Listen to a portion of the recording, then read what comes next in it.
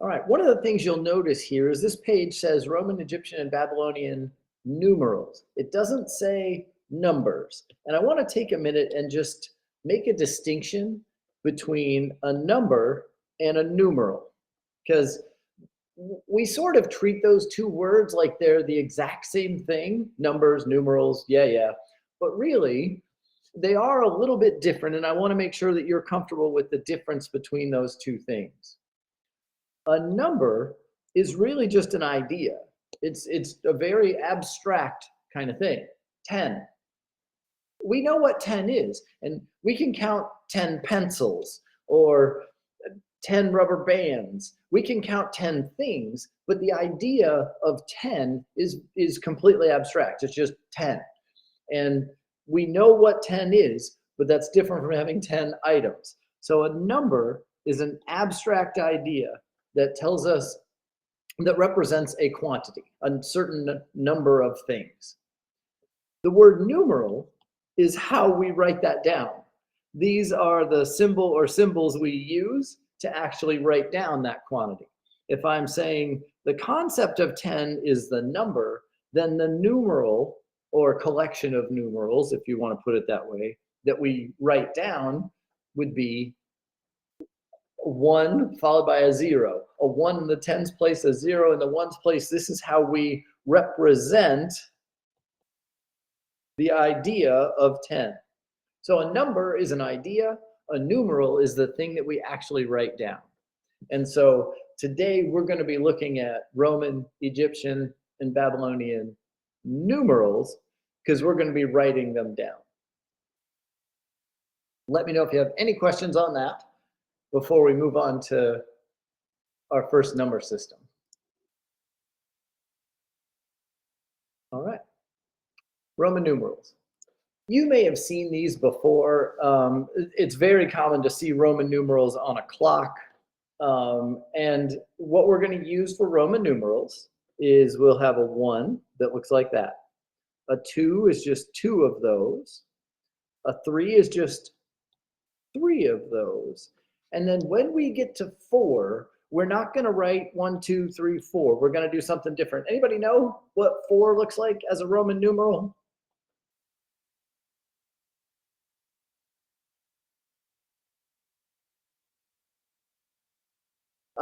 Not exactly, Katrina. We'll get to that one in a minute. Sergio's got it. Lee, there you go, Katrina. All right. Yeah, we're going to put a 1 in front of a V, an I in front of a V.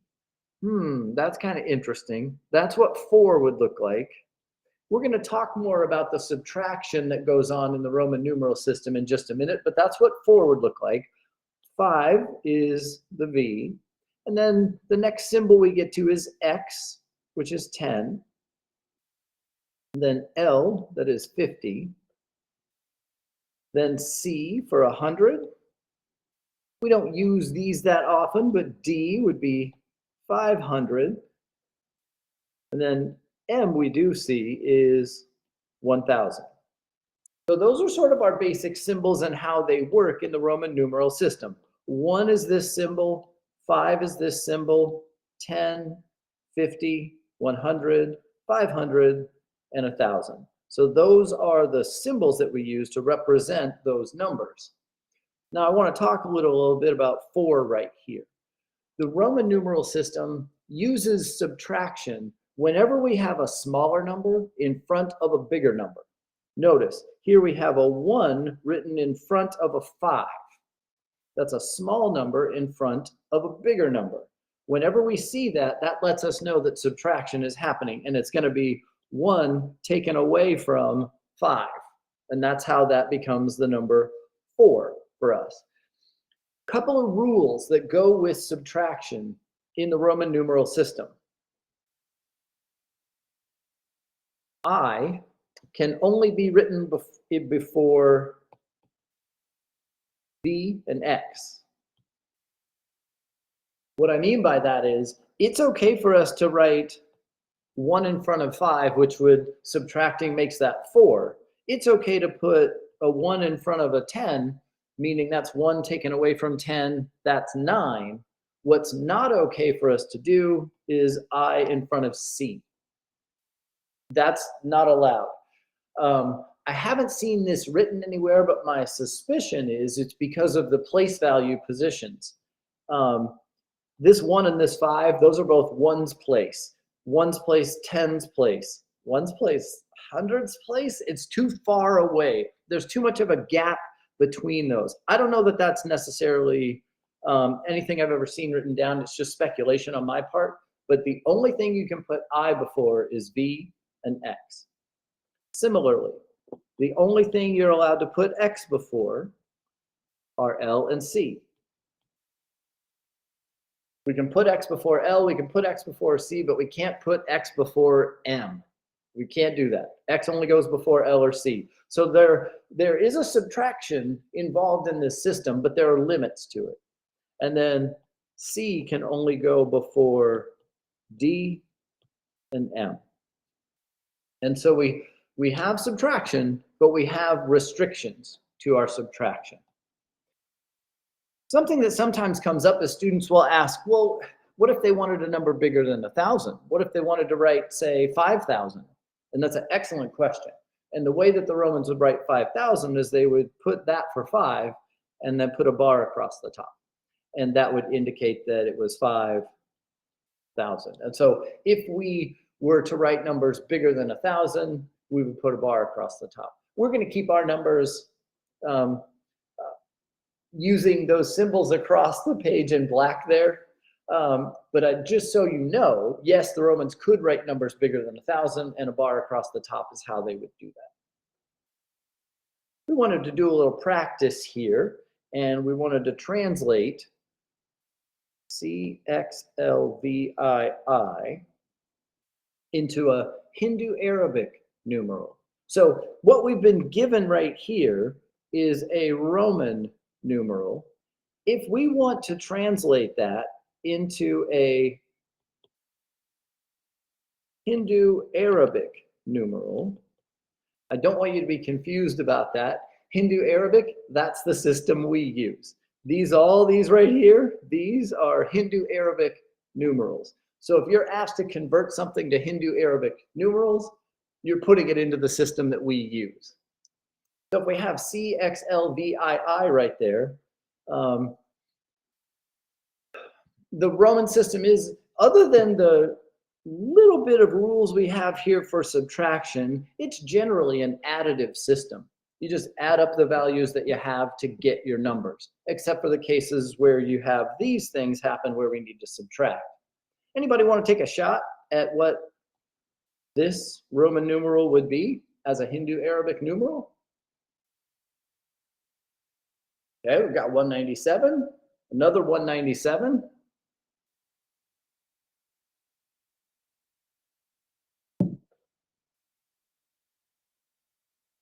$147. And those are our choices. All right, let's take a look at it. One thing that happens here, even though it is an additive system, there are kind of place values that happen here because we write it from the biggest numbers down towards the smallest numbers. And so this C that we have right at the beginning, that's 100. Then we have this XL right here. Because it's a small number in front of a big number, that's subtraction. So X before the L connects those two together and makes that subtraction. No problem, Stephen. And so, so that XL right there, that's going to be 40. And then the VII is 7. So what we've got here is we have 100, 40, and 7. So as a Hindu Arabic numeral, CXLVII would be 147.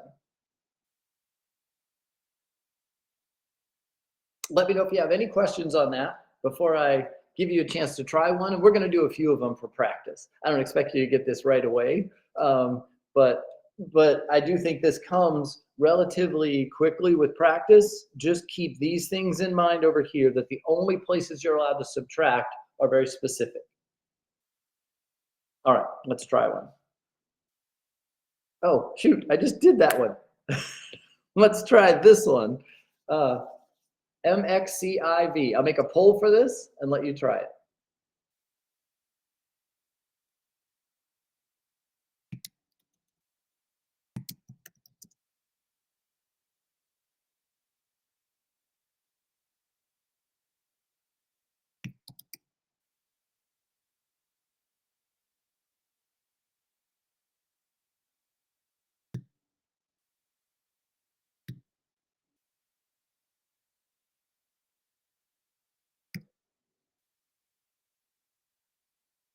If you don't see your answer there, pick the one that's closest to yours.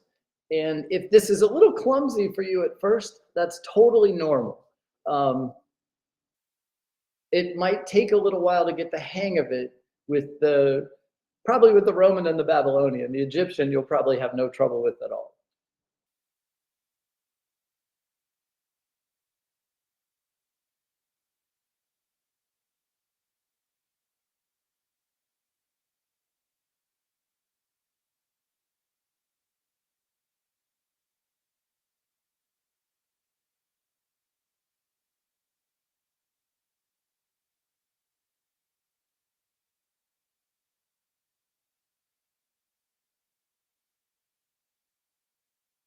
And while the Roman system doesn't really have place value positions per se, we can kind of look at these numbers with place value in mind. Um, I guess you, because they use the Hindu-Arabic system in Italy now, you could say that the Romans eventually adopted the Hindu-Arabic system. Basically, the entire world adopted the Hindu-Arabic system.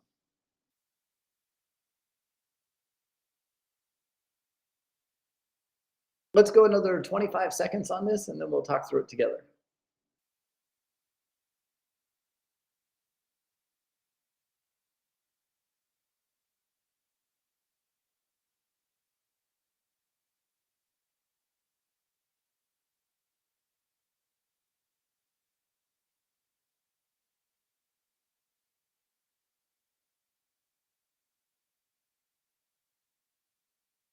All right, let's see how we did on this one. Okay, strong agreement. Not unanimous, but definitely strong agreement here. That's good news. That's very good, because this can be kind of a new idea. And so that means it can be a little challenging at times. But let's go ahead and take a look then.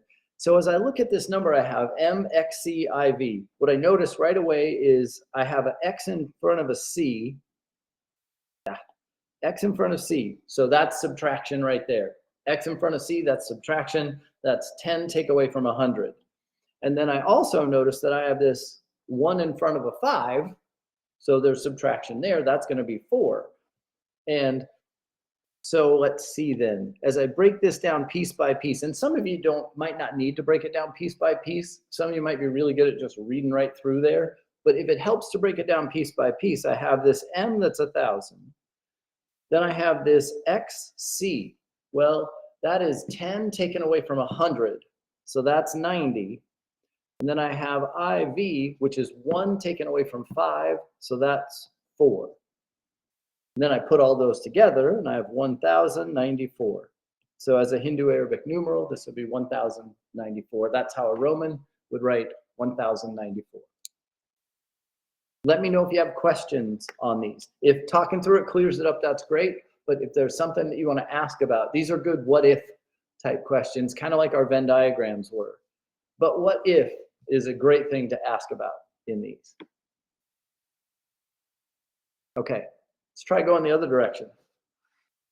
Right, 573 as a Roman numeral. I'll make a poll for this. It'll take me longer to type it than it'll probably take you for the answer, to just hang in there and wait for me.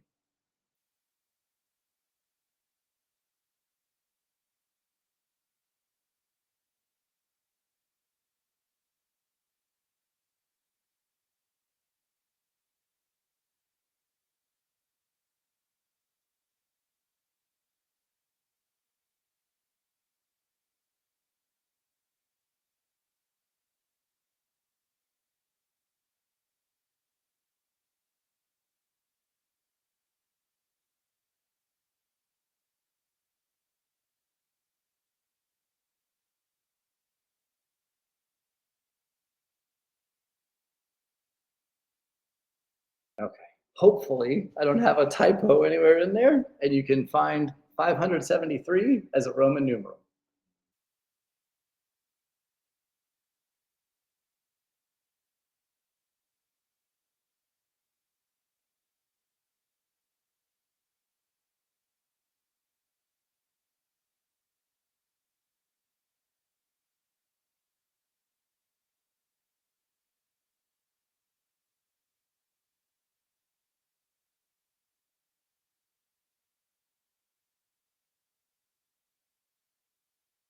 And a good way to do this is to write it down and then find the one that matches instead of looking at the choices. Because on a quiz or an exam, if you were asked to do this, you'd just be typing it in. And we'll use a capital letter I for the ones. So that's how we'll get the ones. All the other letters are just capitals of those letters, and a capital letter I is what we'll use for the ones.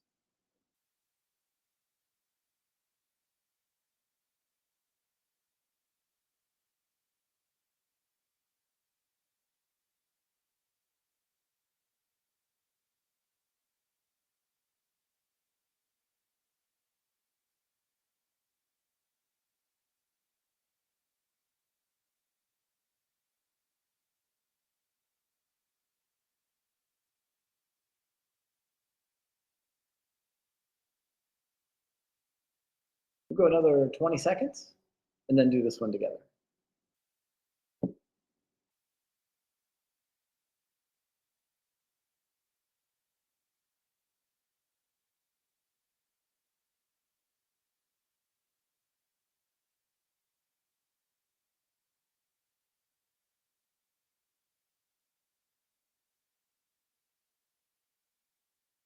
All right, let's see how we did here. Okay, really strong agreement again. That's terrific. All right, very good. Couple of things I want to say about this number. One thing that's kind of nice about this number is we don't have to do any subtraction to write this one, as it turns out. Another thing that I want to point out, and nobody picked the top choice here, which was 5 C's, 7 10s, and 3 1s. Nobody picked that, which is great. Uh, the Romans wouldn't do that. The idea is to write the number as efficiently as possible. So instead of writing 5 C's, I'm not gonna write 5 C's, that's clumsy and takes forever. We're gonna be, well, there's our 500. Then we wanna write 70. Well, the quickest way to write 70 is 50 plus 10 plus 10. So there's the 70. And then we need 3, which is just 1, 2, 3. And that's it. As efficiently as possible. We'll subtract if it calls for it, but this one, we didn't need any subtraction. That's the simplest way for us to write this, DLXXIII. All right, let's try another one. Write 299 as a Roman numeral. You try to write it while I type these in. Just like the last one, it might take me a little while to get them typed, but that's okay.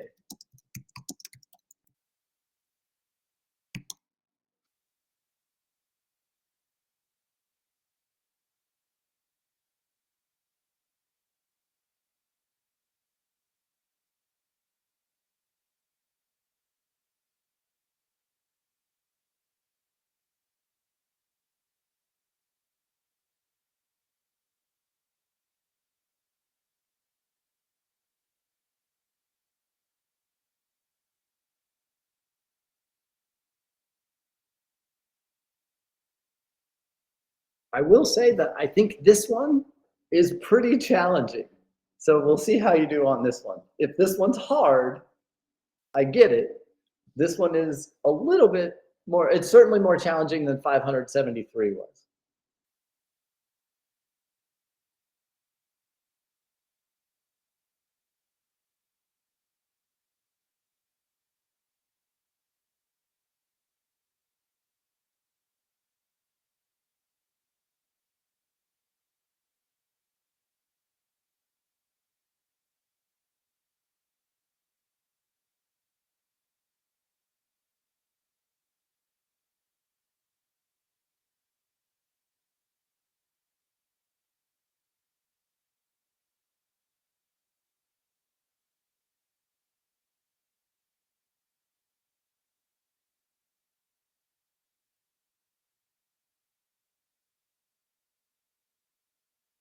And I do think looking at the place value positions is really helpful for us when we write this down. How am I going to write 200? How am I going to write 90? How am I going to write 9? Is a really good way to approach these types of questions.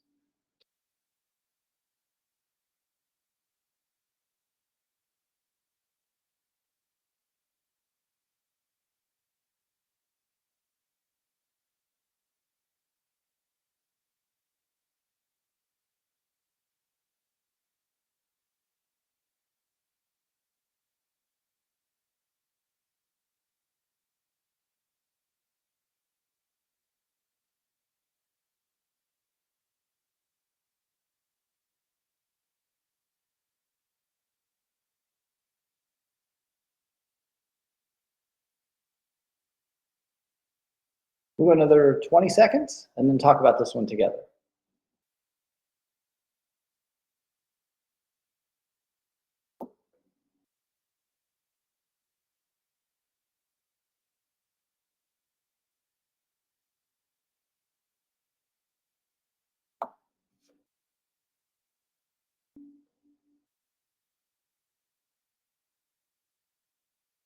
All right, let's see how we did here.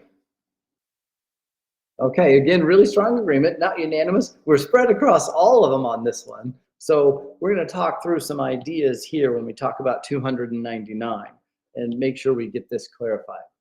So a couple of things that we want to keep in the back of our mind when we're going to write 299. And one of those is with subtraction, I can only go before V and X.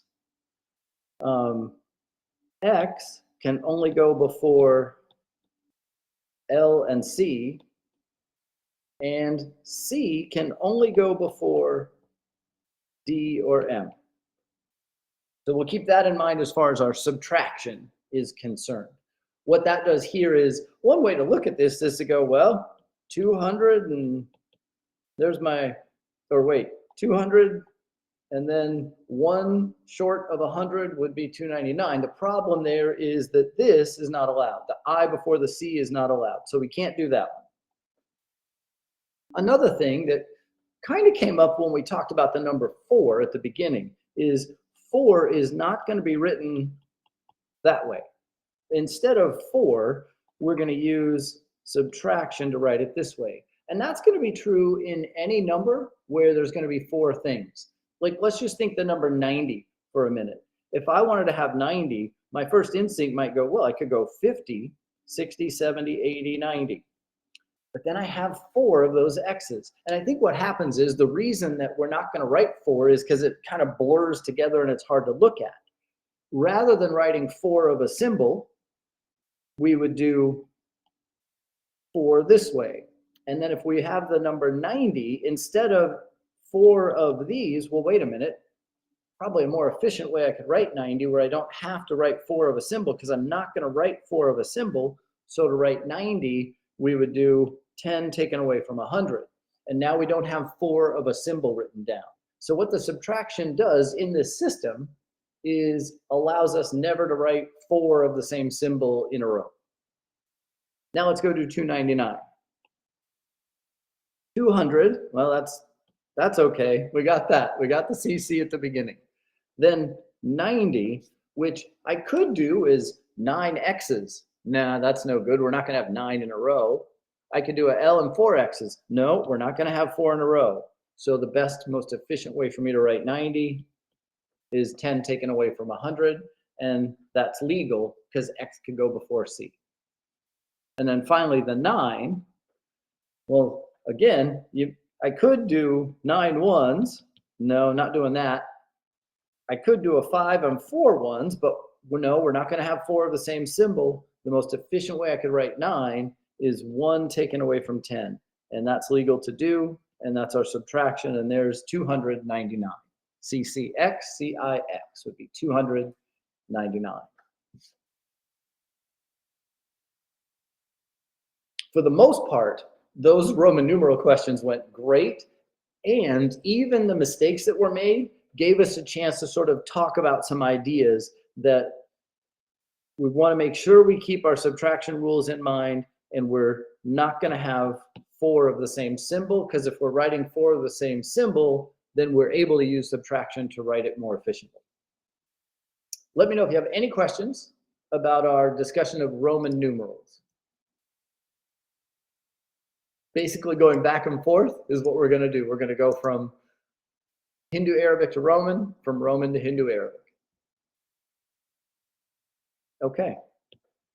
Egyptian numerals. The Egyptian numeral system is relatively simple. We're not going to have a whole bunch of symbols for this. Just like the Roman 1 is just a 1, the 10 is described as a heel bone, kind of looks like the symbol for intersection. 100 is described as a coil of rope, kind of looks like a question mark. And I've also, depending on the book that you're looking at, this can also be done the other direction. So that one could go either direction, but that's the symbol for 100. It's described as a coil of rope. And then the 1000 is really hard to draw, so I've kind of made that my version of it. It's a lotus flower. You'll see it in your book. It'll look prettier than this, but that's what I'm going to draw for 1000 because it's relatively easy to draw.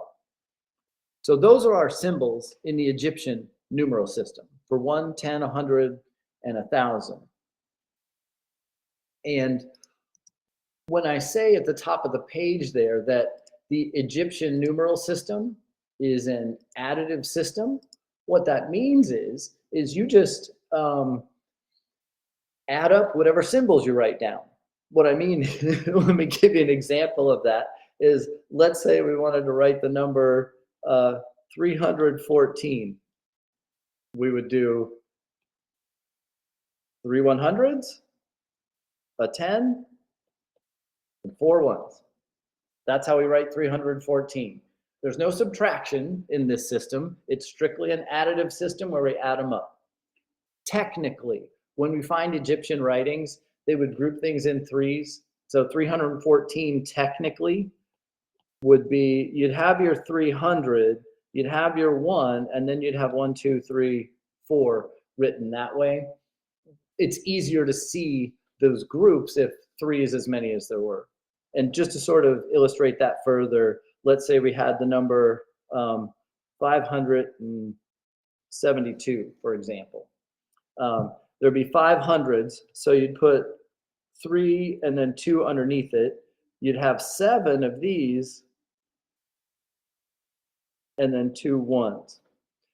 Basically, that makes it easier to see at a glance instead of having a whole bunch of them in a row. For our purposes, we're just going to use a straight line. So a straight line is going to be fine for us. If you were to find an Egyptian document somewhere, 572 would be written in that manner where you'd have groups of 3. Essentially what you've got is a block that you could put 9 in, a block here you could put 9 in, and a block here you could put 9 in. But we're going to do it in a straight line.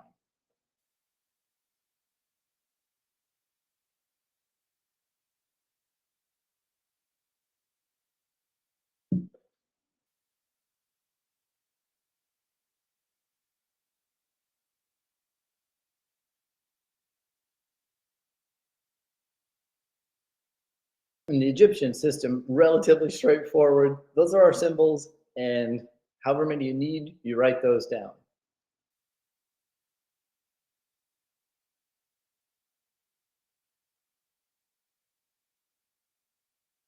Let me see if let me make sure I understand that question, Stephen. Do you leave room for a 6th, or could you have made the top third full size? Yeah, I'm not sure I understand it. Can you ask that a different way?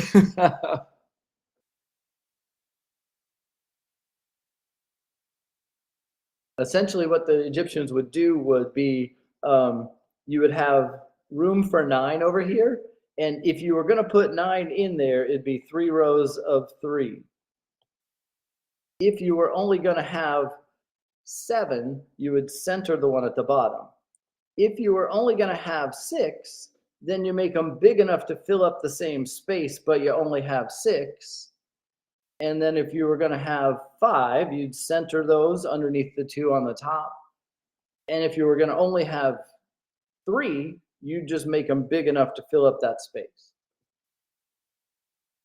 Maybe that answers that, but if not, you can ask it again and we'll get it squared away.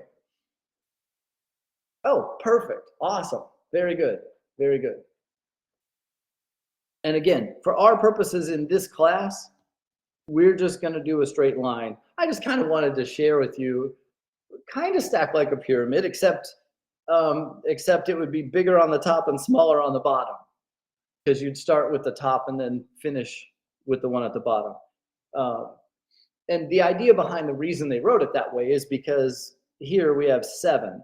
Well, if you put 7 of these in a row, kind of hard to tell how many that is at a glance, as where this is really easy to look at it and see that there are 7 of them. So that would be the reason. Again, for us, straight line, but just to kind of know how the Egyptians actually did it, that's what this discussion down here is for. Yeah, there you go. All right, so let's have you try one. Translate that into a Hindu-Arabic numeral. Oh, one thing I didn't mention is, just like the Romans, the Egyptians would go biggest to smallest.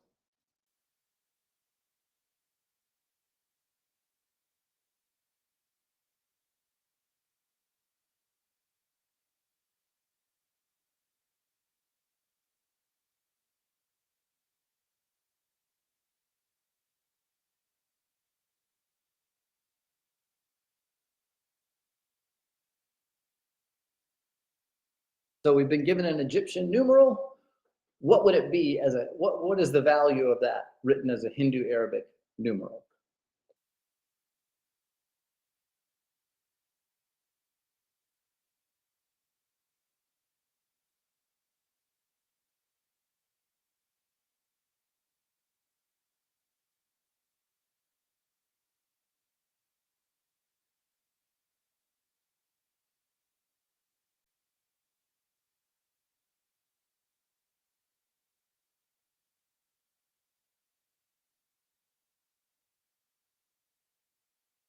And the key here is just don't overthink it. The Egyptian system is pretty straightforward.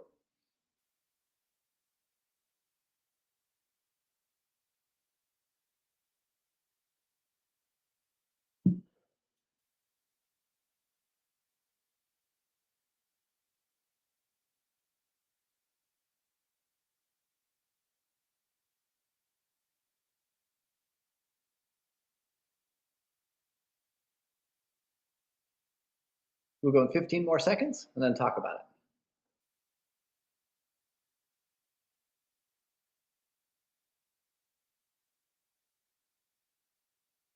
So it's not exactly place value, but kind of, because the bigger numbers are first and the smaller numbers come after. Let's see how we did here.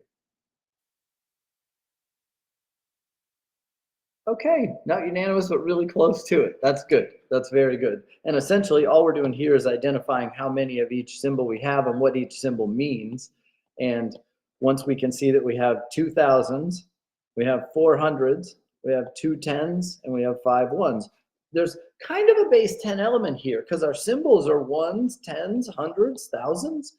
I don't know that they would have called their sim some base 10, but there is sort of an element there. And so this number is 2,425. Let me know if you have questions on that before I have you try writing one. All right. I'm not going to make a poll for this. I'm just going to sort of pause for a minute here and give you a chance to write the number 1032 as an Egyptian numeral.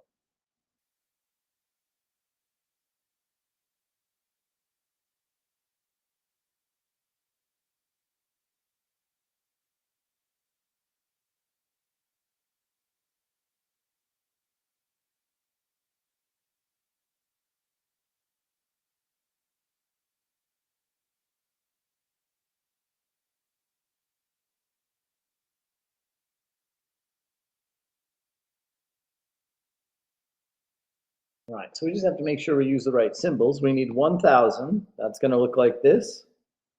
We don't have any hundreds. We have 3 10s.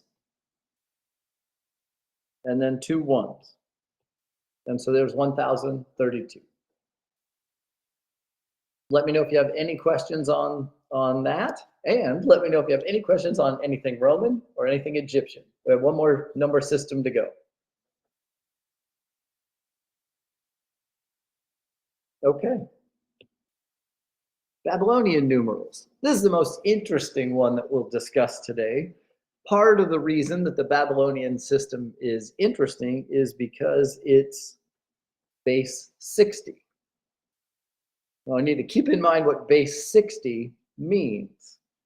We'll have 60 to the 0 power, so we'll have a ones place. We'll have 60 to the first power, so we'll have a 60s place. We'll have 60 to the second power, so we'll have a 3,600s place. If the first thought that goes through your head is base 60, well, that's weird. How in the world would they land on base 60? What would you ever use base 60 for? And then if I said to you, how long is 72 minutes? My expectation is that you would say, oh, I'll wait for you. How long is 72 minutes? You wouldn't tell somebody, I'll be there in 72 minutes. You'd say something different than that.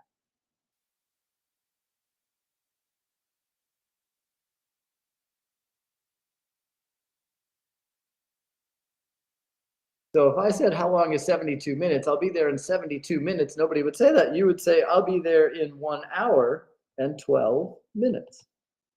Well, notice what you did there. Thanks, Laura. That's 160 and 12 ones. That would be base 60. So it's not that crazy. It definitely is tied to the calendar, and the way that we look at time can certainly be looked at as a base 60 system, at least in that way. One thing about the Babylonian system is they only have 2 symbols.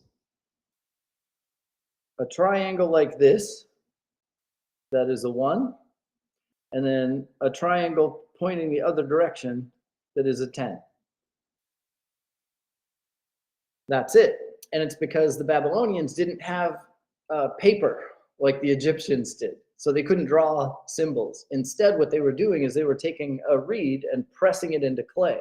And you could press it vertically into the clay and get this symbol, and you could turn it horizontally and press it into the clay and get that symbol. And so those were the symbols that they used for their numbers, 1 and 10. If you had multiple ones, like the number 2, you just have 2 of them, or 3. If you have multiple 10s, though, it's a little bit different. Instead of just sort of stringing those along like that way, those get folded on top of each other. What I mean by that is the number 20 would look like that, where it's the symbol for 10, and we use 2 of them, but they get kind of folded on top of each other to look like that. So only 2 symbols in the Babylonian system. What we have to keep in mind, though, is that it is base 60. As far as we're going to look at these symbols, how are we going to type these in?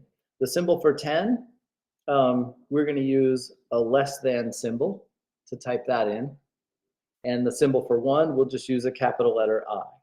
So that's what those are going to look like. A capital letter I and a less than symbol is how we'll type those.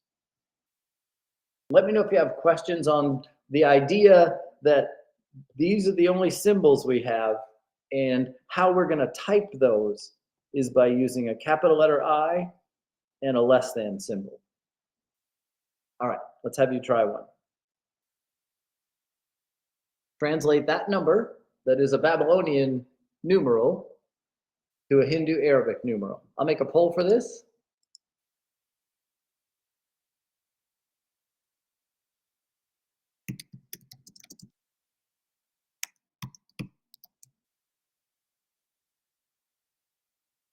And we're only in one place value here.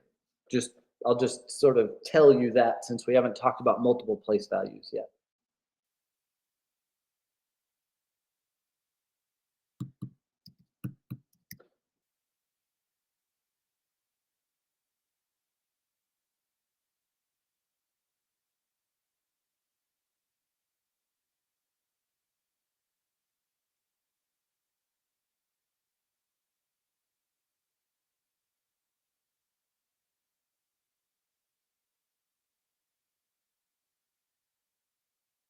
So what we're doing right now is translating this Babylonian numeral into a Hindu Arabic numeral.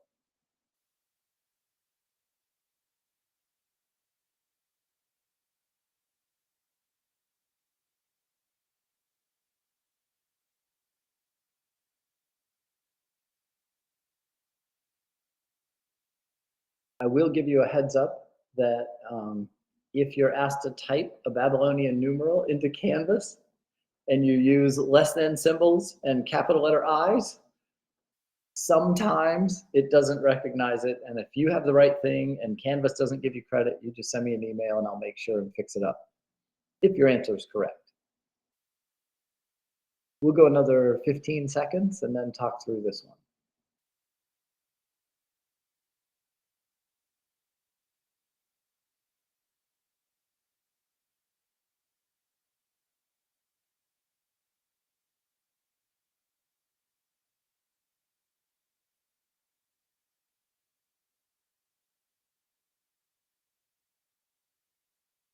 Okay, for this one, strong agreement, not unanimous. Nobody picked the 247, so that's good news. Okay. All right, so let's take a look at this. This is a Babylonian numeral, and we want to write it as a Hindu Arabic numeral. And we know that this less than symbol is the way that we write that Babylonian symbol, and it means 10. And then those capital letter I's right there represent the, the capital letter I right there represents this Babylonian symbol, and it means 1. And so essentially, we just need to count these up. I've got 1, 2, 3, 4 10s. And I have 1, 2, 3, 4, 5, 6, 7 1s. So 40 and 7, this is the number 47 written as a Babylonian numeral. Just as an aside, interestingly enough, the Babylonians would do the same thing the Romans did. If they were going to write this number, the 40 would be like this. It would be, they would overlap each other. But then the 7, it wouldn't be 7 in a row. It would be 1, 2, 3, 4, 5, 6, 7. The same thing with those little groups of 9s that the Romans did, the Babylonians did. Different part of the world, different time of history. Very interesting that they did the same thing. For us, we're going to just write them in a straight line because that's how we can actually type them up. But that is how the Babylonians would have written 47. Base 60, Laura. And right now, this is just in the ones place. We haven't introduced a second place value yet. We'll get there, I promise. So this one, and I'm going to go through this one. How do we know when there's a second place value position in a Babylonian numeral? The way that we know is there's a space. You'll notice in this number, and I told you it was just one place value, there's no space anywhere in there. They're all just one right after the other, no spaces. The way that we know that we're adding a place value position is when there's a space in between. That's right. That's right. Yeah, we can use both symbols and still be in the first place value position. That's right. And in fact, let's go down that path a little bit, Laura. Since this is a base 60 system and we have a ones place and then we have a 60s place, we'll just do those two for right now. In our base 10 system, the biggest possible digit we can have is 9. In a base 7 system, the biggest possible digit we can have is 6. In a base 60 system, the largest possible digit that could go in the ones place is 59. So you could have this all the way up to 50, 1, 2, 3, 4, 5, 6, 7, 8, 9 in the ones place. That's all in the ones place because we can go all the way up to 59 in the ones place in a base 60 system.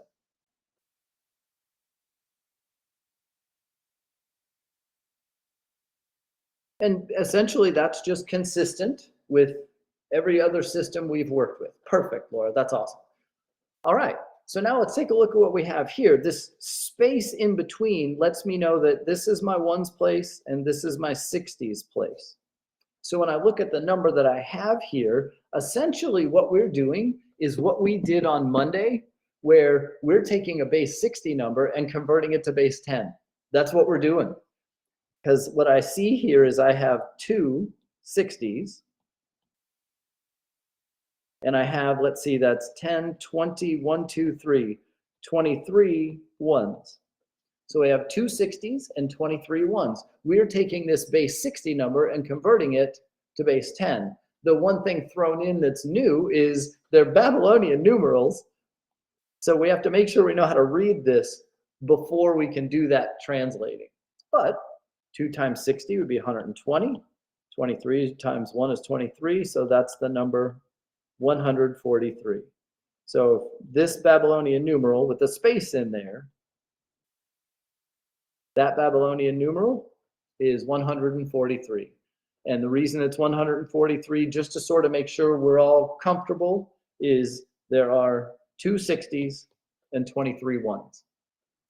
Let me know if you have any questions on that.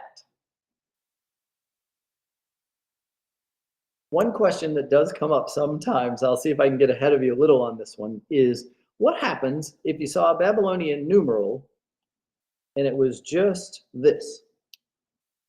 How do I know if that's 1 or 60 or 3,600?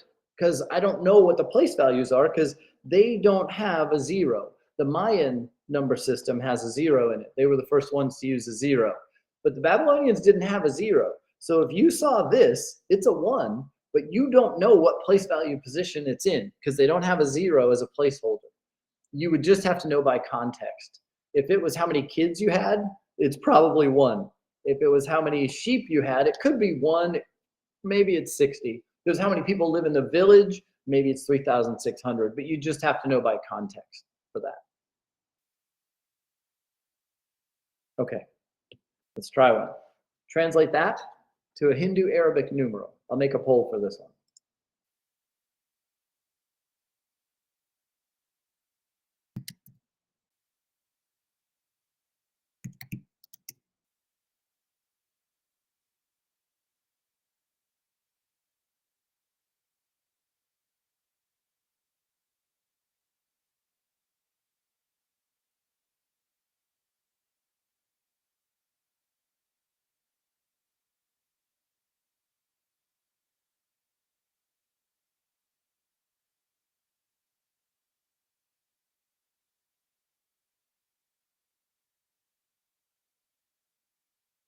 One thing that's kind of cool about today from this side of the desk is that you're learning something that you definitely didn't expect to see coming. If you just walked in a room and said, this is a Babylonian numeral, translate it to a Hindu Arabic numeral, that would seem pretty darn sophisticated. And the truth of it is I don't know yet, but my expectation is that this poll question is going to go really well. And so a question that's that specific and detailed is going to go really well almost right away. For some, it'll take more practice. That's okay. Base 60 can be a little challenging. I'm not going to dispute that. It's a weird one. But I'm expecting this one to go pretty well, and that's pretty cool.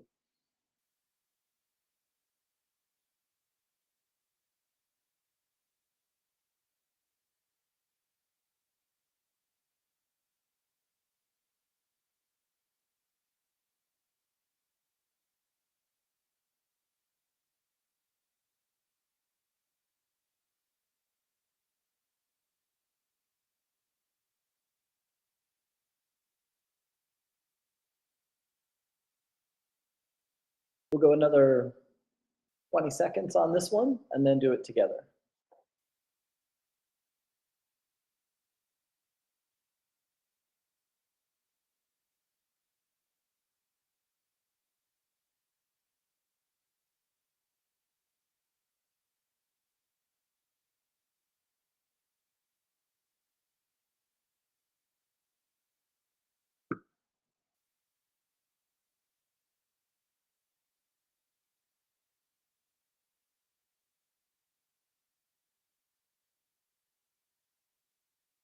All right, let's see how we did here. Not unanimous, but strong agreement. And I think I know what the mistake was here is, remember, this Babylonian system, it's not base 10, it's base 60. So it's true we do have a place value change because of the space that's right here. But remember, this is base 60. So our place value positions aren't ones and tens, they're ones, 60s, and then it would be 3,600s. Those would be our place value positions. So what we have here is we have the ones column, and over here we have the 60s column. So now essentially we're just turning this Babylonian numeral into, that is base 60, into base 10. And we can look at it and see that we have 3 60s and let's see, 10, 11, 12 ones. And so that's 180 plus 12 is 192. And so what we just did there was we took this Babylonian numeral that's in base 60 and rewrote it as a Hindu Arabic numeral. It has a value of 192. Let me know if you have any questions on that. Okay, now we're going to go the other direction. On Monday, we started out by taking things that were not base 10 and turn them into base 10. That's essentially what we just did here. We had a base 60 number, we turned it into a base 10 number. Then, after we did that, we went the other direction, and that's what we're going to do next. Write the number 86 as a Babylonian numeral. This is probably the most challenging thing we'll do today, is take a base 10 number and write it as a Babylonian numeral. Because the first thing we have to do is write it in base 60. And then we can write it as a Babylonian numeral. Very similar approach to what we did on Monday. Remember, we're base 60, so we have a ones place, we have a 60s place, we have a 3,600s place. Well, I'm not going to need any 3,600s because my number's only 86. So essentially what I'm figuring out here is how many 60s and how many ones do I need to write 86? And we're going to do the same thing we did on Monday. I'll take 86 and I'll divide it by 60. When I do that, I'm going to get 1 point something. And just like then, I don't care about the something, I care about the 1. When I write this as a Babylonian numeral, I'm going to use 160. And 86 was the number I was trying to write. I've already written 60 of it, so I'll subtract, and that leaves 26. Feels a little weird to put 26 in the ones column, but I can do that here because it's base 60. It goes all the way up to 59. So I have 160 and 26 ones. And so when I write this as a Babylonian numeral, the way that we're going to write it is I'll have 160 and then 26 ones. Make sure to leave a little space in there so we know that the place value changed. If you're typing it on a quiz, put a space in there. Like I said, Canvas doesn't always grade these correctly because it's weird. If you have the right answer and Canvas didn't recognize it, you just let me know and I'll make sure you get the points for it. Does anybody have questions on what we did there before I have you try one?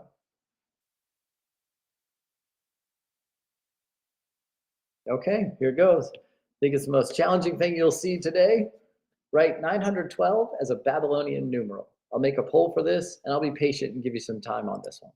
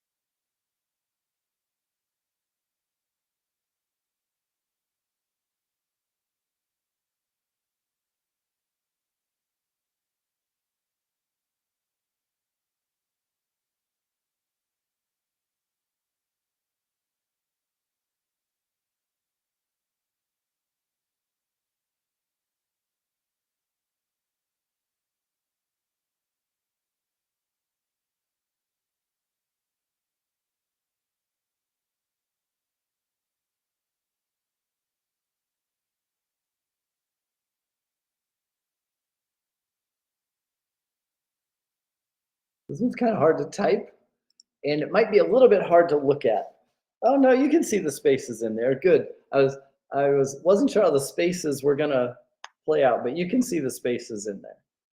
You can tell when there's a space and when they're pressed right up against each other, so that's good. The way to do this is you just do the problem and then pick the one that matches your work instead of the other way around.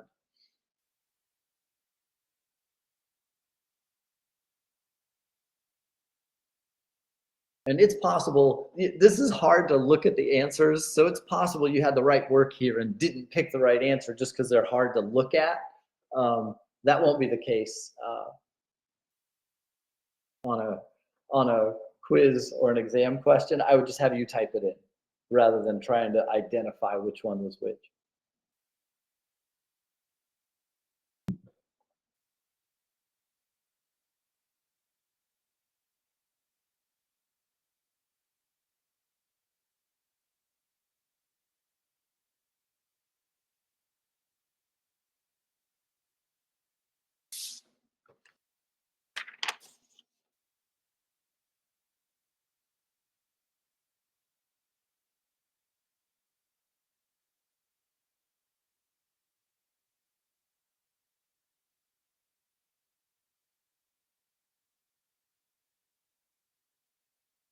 This is great because it gives us another chance to practice going from base 10 to other bases. We just throw one more little piece on the end of that, and that's writing it as a Babylonian numeral instead of just a base 60 number.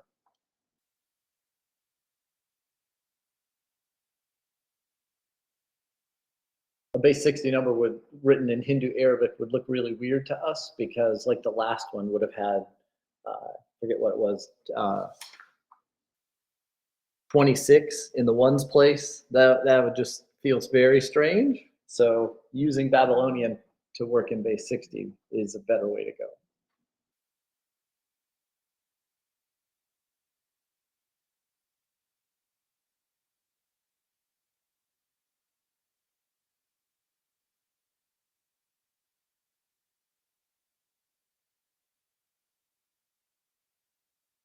Go another 15 seconds and then we'll talk about this one. If you need more time, let me know.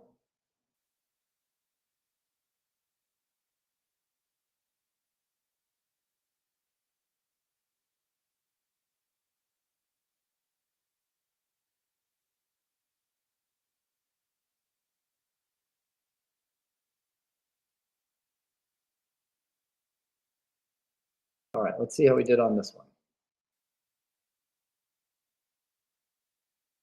Okay, we have agreement. We're spread all over on this one. Now it's possible two of these looked a lot alike, and I'll have to change that the next time I do this, is that two of those looked very similar to each other. The one that had 7 as an answer and the one that had 3 as an answer looked very similar. So it could be that you had the right answer here and it was just hard to tell which one you were picking. And that's my fault. But if that's not the case, if you have questions about how in the heck we got that answer, I want you to let me know. A main thing here is these are not base 10 numbers. We are not going to have ones, tens, and hundreds in Babylonian. We're going to have ones, we're going to have 60s, and then we're going to have 3,600s. Well, our number is 912, so we're not going to need any 3,600. We're going to have ones and 60s. And so the question is, how many ones and how many 60s do we need to write 912? And our approach is to take 912 and divide it by 60, and we'll see what we get. Looks like 15 with a remainder that I don't care about. I don't care about the remainder. What I care about is the 15. I'm going to have 15 in the 60s place. And then, okay, how much of that 912 have I accounted for so far?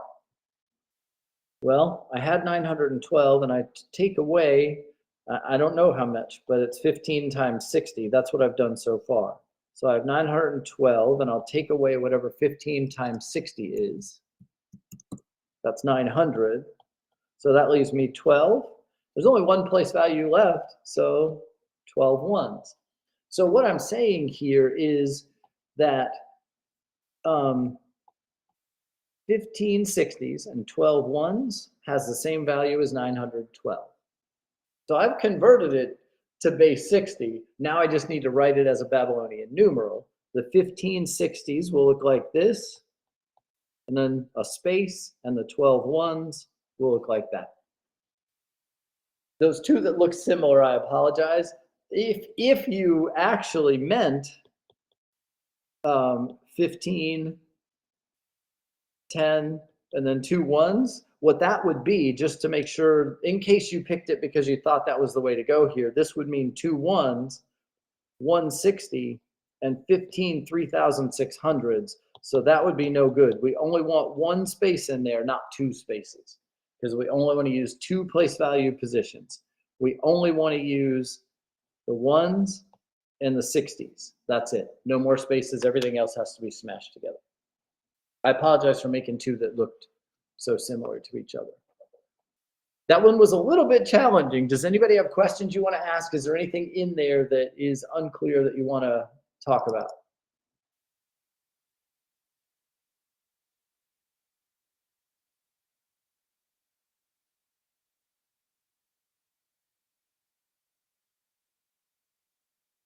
No, because 15, we wouldn't write 15 ones because we have a symbol for 10. So we have a symbol for 10. So the way that a Babylonian would write 15 would be a 10 with 5 ones instead of using 15 ones.